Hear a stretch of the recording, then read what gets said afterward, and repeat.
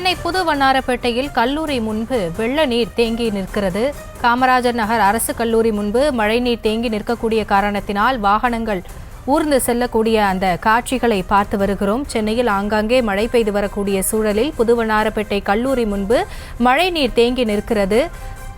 அது குறித்த காட்சிகளையும் பார்த்து வருகிறோம். விவரங்களோடு இணைகிறார் எமது செய்தியாளர் பிரபு.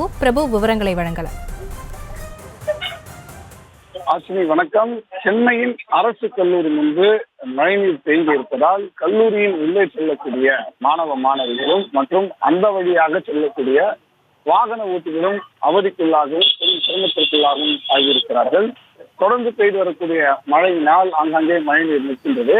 சென்னை புதுவண்ணாரப்பேட்டை காமராஜர் நகர் பகுதியில் அரசு கல்லூரியில் காலை மாலை வகுப்புகள் என 1000க்கும் மேற்பட்ட மாணவர்கள் பயின்று வருகிறார்கள்.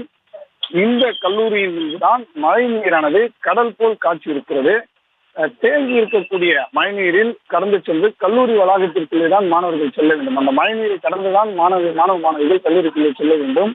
இந்த நிலையில் தான் அந்த தண்ணீரை கடந்து செல்வதற்கு கிட்டத்தட்ட முழங்காலையும் தாண்டி இருக்கக்கூடிய அந்த தண்ணீரை கடந்து செல்வதற்கு மாணவ மாணவிகள் அவதிக்குள்ளாகிறார்கள். மேலும் இந்த கல்லூரியிலேயே பாடம் பயின்று வரக்கூடிய பாடம் நடத்தக்கூடிய ஆசிரியர் ஒருவர் கல்லூரியில் உள்ளே செல்லும் போது அவருடைய வாகனமும் இந்த தண்ணீரை சுற்றிக் கொண்டிருந்த நிலையில் மாணவர்கள் அந்த வாகனத்தை மீட்டிருக்கிறார்கள்.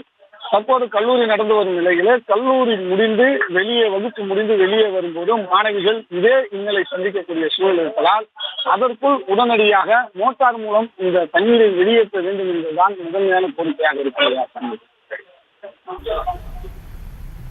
விவரங்களுக்கு நன்றி பிரபு.